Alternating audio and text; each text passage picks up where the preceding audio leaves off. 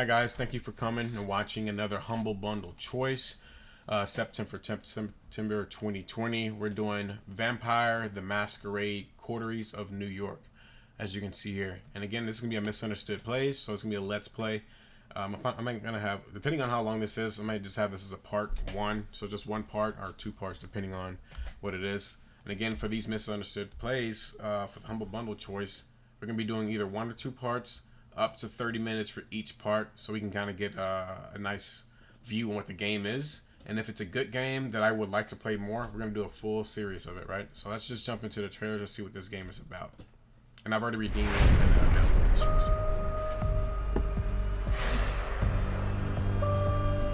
it's a pretty quick trailer. It's only 30 seconds, 29 seconds.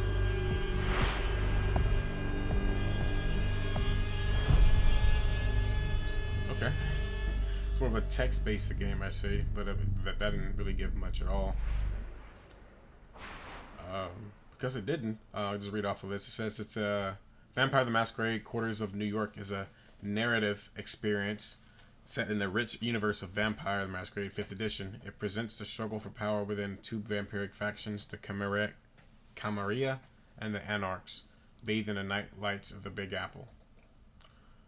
Alright. So we pretty much got to choose between 3 people and just play it, I guess, right? Because, again, I think it's just text-based. As you can see, there's not much video. But without further ado, let's just start it. Right?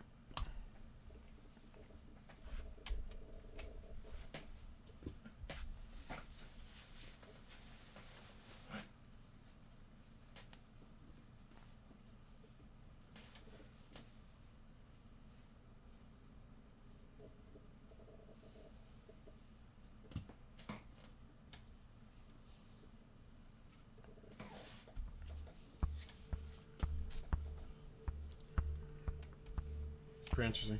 I don't hear any background music at all. Alright, let's click on the settings. Make sure the earphones are plugged in. Text small, typing speed standard, dialogue options in the middle. Let's just turn it on just to be safe. Dynamic backgrounds, full screen, controls. Yeah, this is all text. Let me just make sure my sound's on. Alright guys, it seems like I was muted, that's why you didn't hear anything. I didn't hear anything. Well, we're gonna click new game. And we're gonna do, this one, save slot. So choose your clan. The Bruja clan, the rebel against power and rage against authority. A seemingly insignificant man with significant ideas would join the ranks tonight. Okay, that's Bruja. We have Ventru, the aristocratic blue bloods embody wealth, sovereignty, and control. The top level corporate executive would join their ranks tonight. So it's basically a who will join, and you play as the Toreador. The divas seek thrill of art, romance, and cruelty amidst stagnant death. A tormented artist will join their ranks tonight. Lord have mercy. Okay.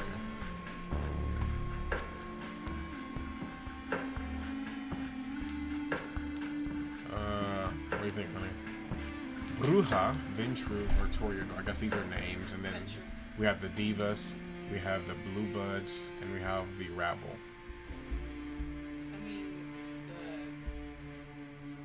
So the rabble is they rebel against power and rage against authority. Seemingly, okay, so against authority, right? So BLM. The aristocrat blue bloods embody wealth, sovereignty, and control. And so I'm sure that this clan will be against this clan. This clan will probably be against this clan. They seek thrills of art, romance, and cruelty amidst stagnant death. What'd you say? Who do you think I should play? Wait, which one? Ventru. I think it's Ventru.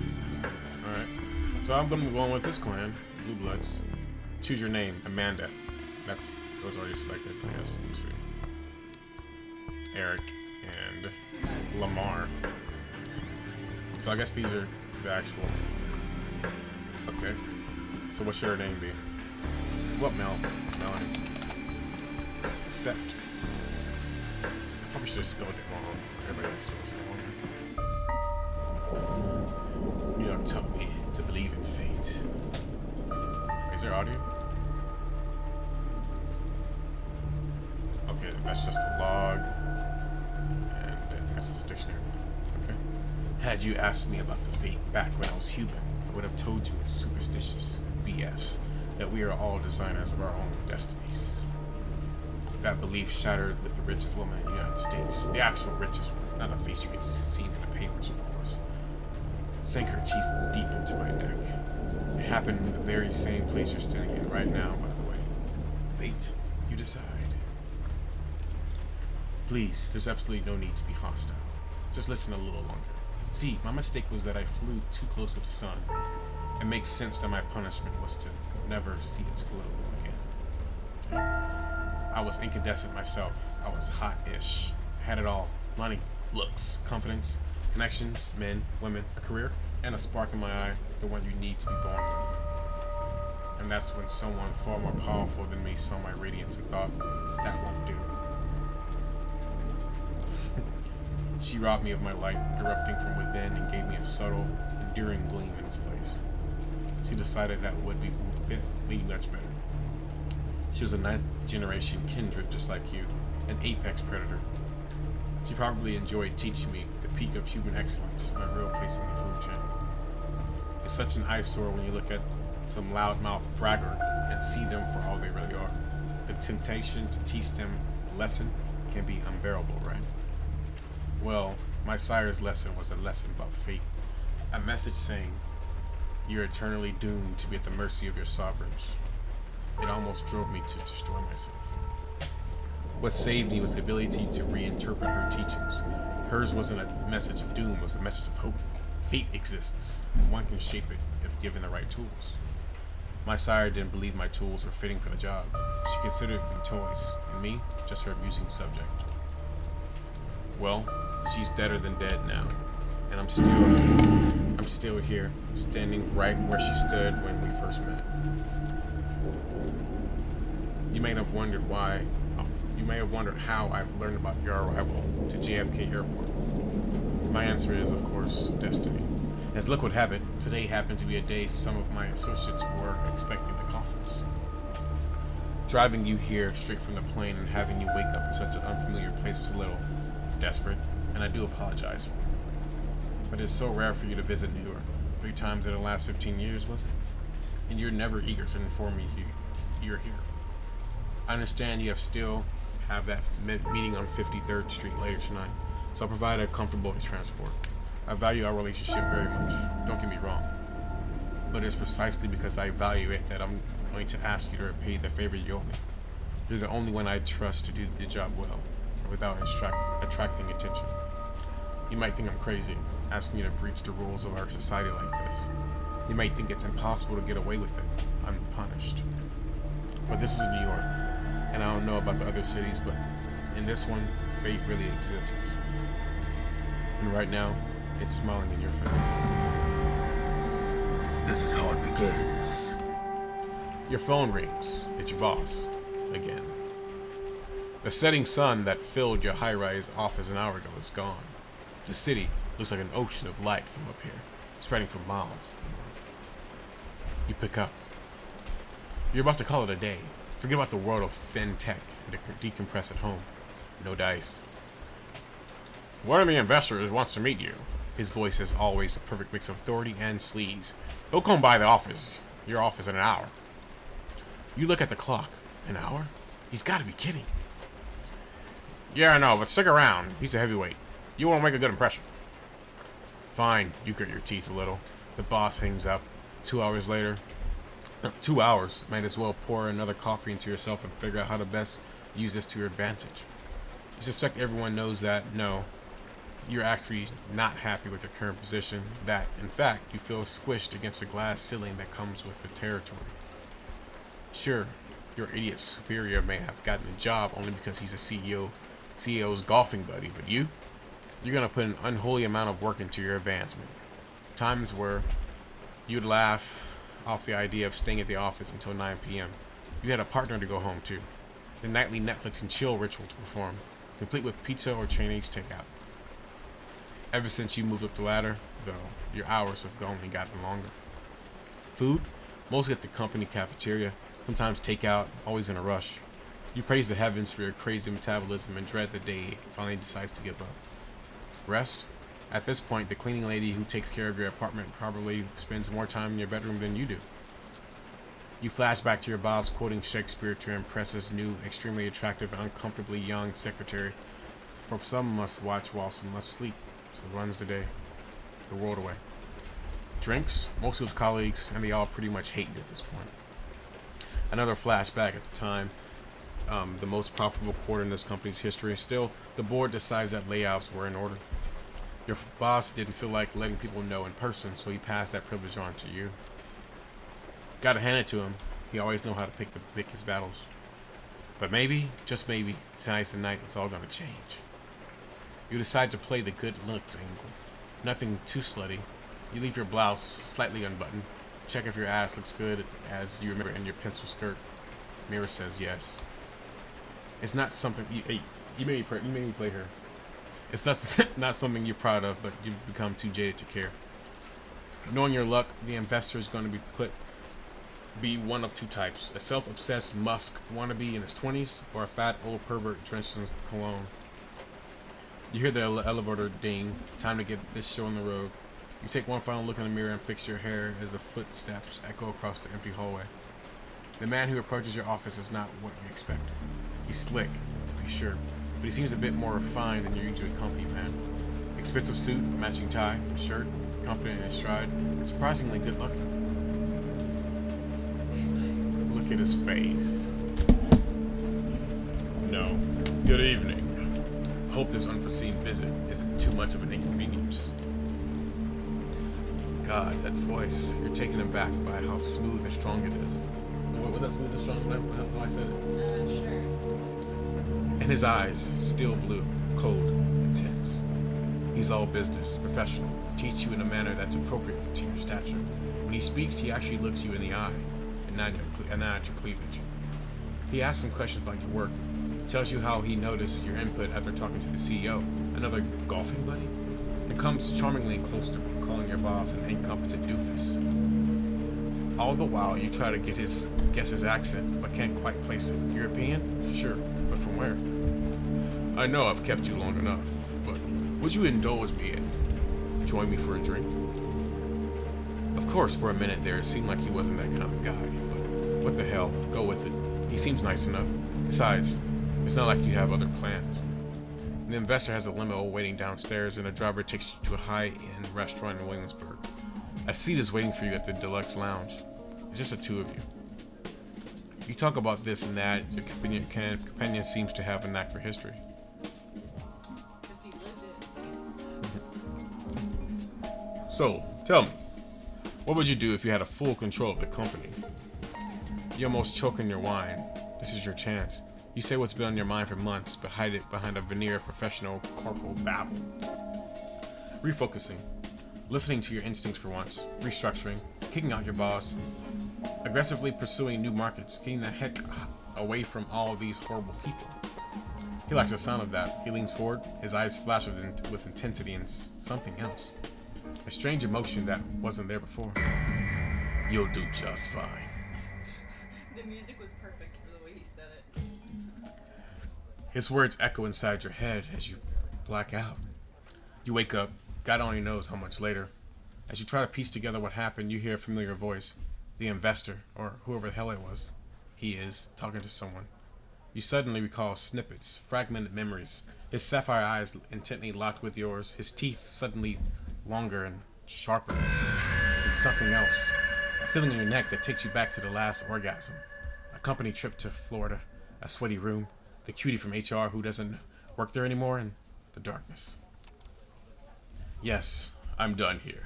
Consider my debt paid. The investor pushes the other figure aside and walks away from the lounge, barely bothering to look at you. The door locks behind him. Some time passes before you find the strength to get up from the couch. You touch your lips. Blood.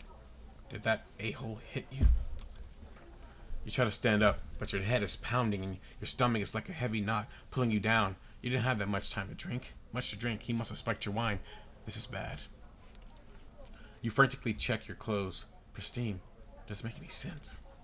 All of a sudden, a feeling hits you unlike anything else you've ever felt before. You fall to the floor, writhing in all-encompassing pain and hunger. The kind that makes your insides burn, that cannot be denied. You try to calm yourself down with a breathing exercise they taught you at some BS mindfulness course. That's when it hits you. You're not breathing. And holy crap, should your heart be jumping out of your chest with that realization? But it's not moving. Not even a beat. The door unlocks. You hear a startled voice.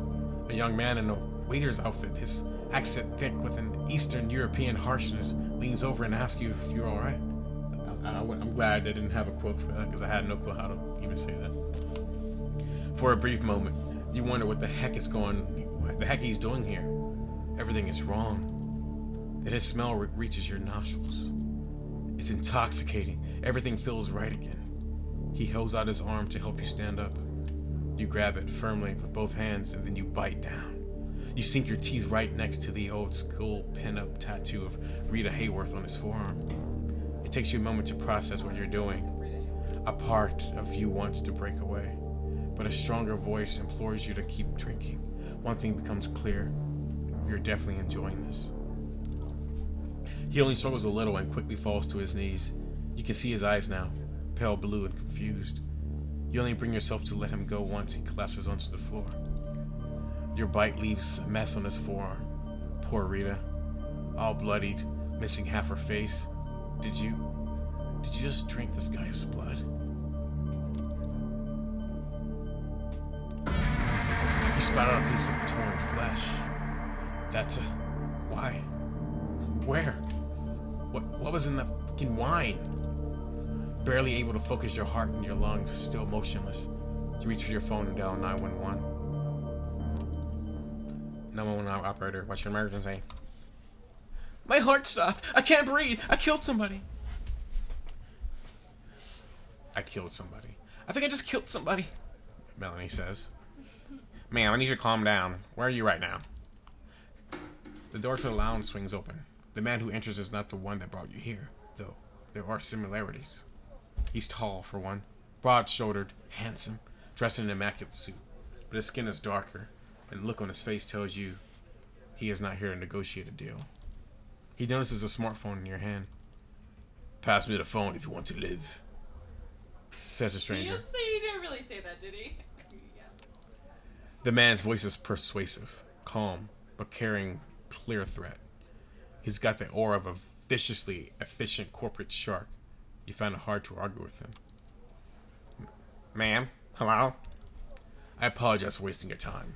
My new colleague got drunk and is now trying to impress everyone with her antics. Good night.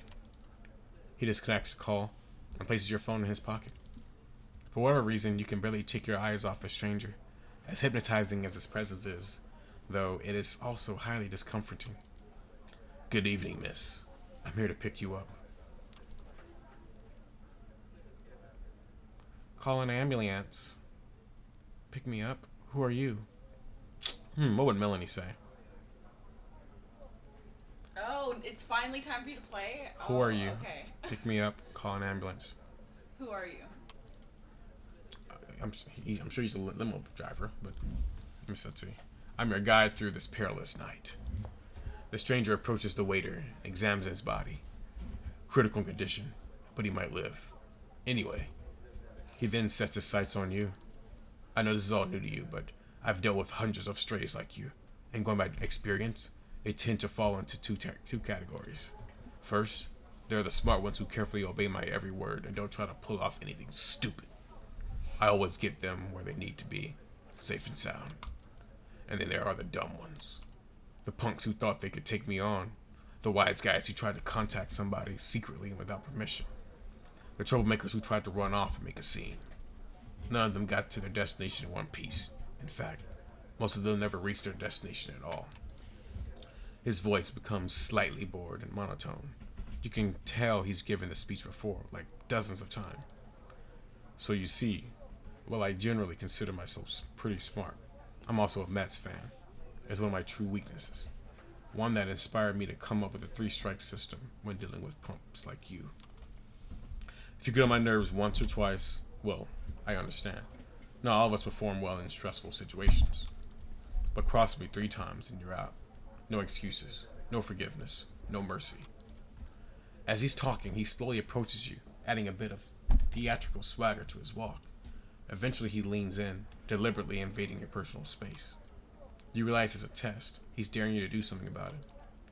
3 strikes, and you're out. Say, I understand, sir. Now. Every atom of your being screams for you to obey his authority.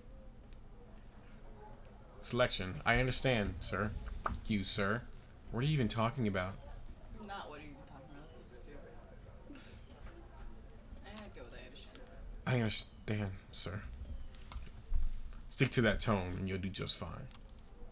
Moving on. Is there anyone you want to inform of your current situation?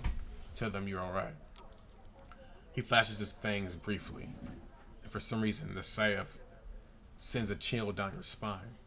There's something very wrong about him. Huh. Someone closest to you? My boss. There's no one. I'd rather not answer. There's no one. No, I don't have anyone. The stranger squints at you.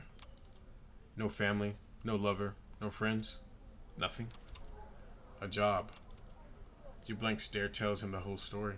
He immediately stops prying and gives you something even worse than a look of pity, a look of honest compassion. Well, that makes things simpler. But let me be crystal clear, just in case. From this point on, you are subject to different laws than the ones you grew up under, and you'll be watched by many eyes to ensure these laws are respected.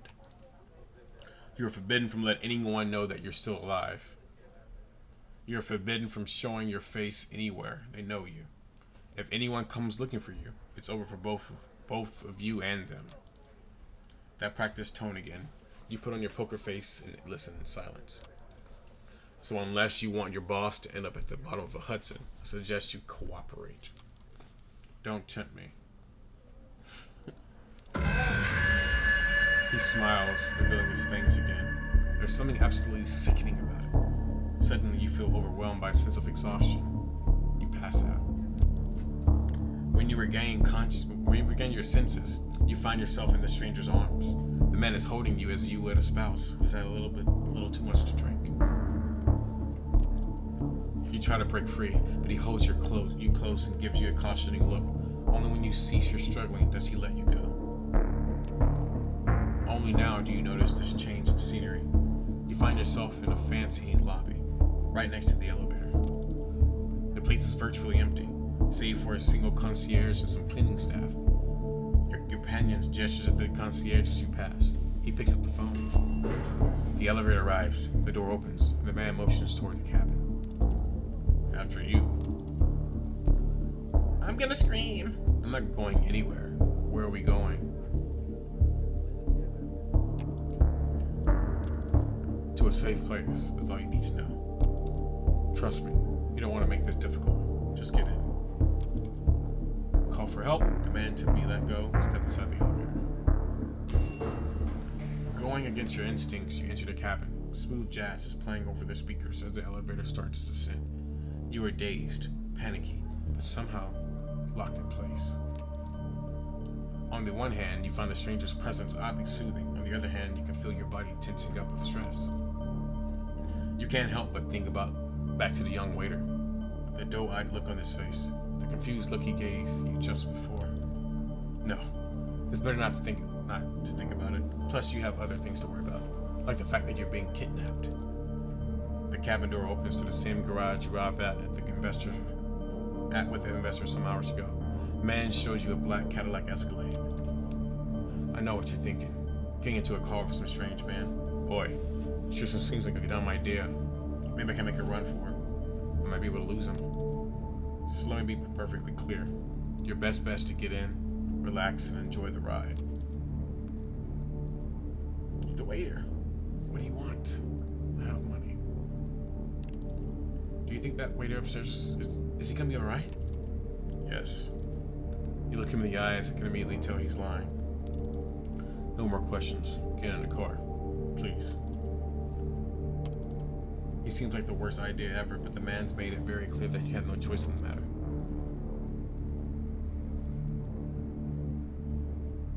What's your name? Can I at least know your name? You know it when the time is right. He takes a glance at his expensive-looking watch. Listen, you really need to quit stalling. We're on a bit of a schedule here. The sun comes up in about 2 hours, so I don't tend to be here when it does. The sun. Schedule. What is this about?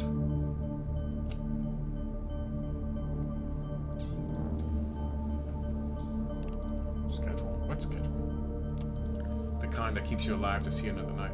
He opens the car door and gestures toward it. You see no point in delaying the inevitable, so you get in. The door locks behind you. The Cadillac is almost entirely dark. The side windows seem light-proof. The man gets into the driver's seat, starts the engine, and drives off without another word. What? You're great. This game sucks.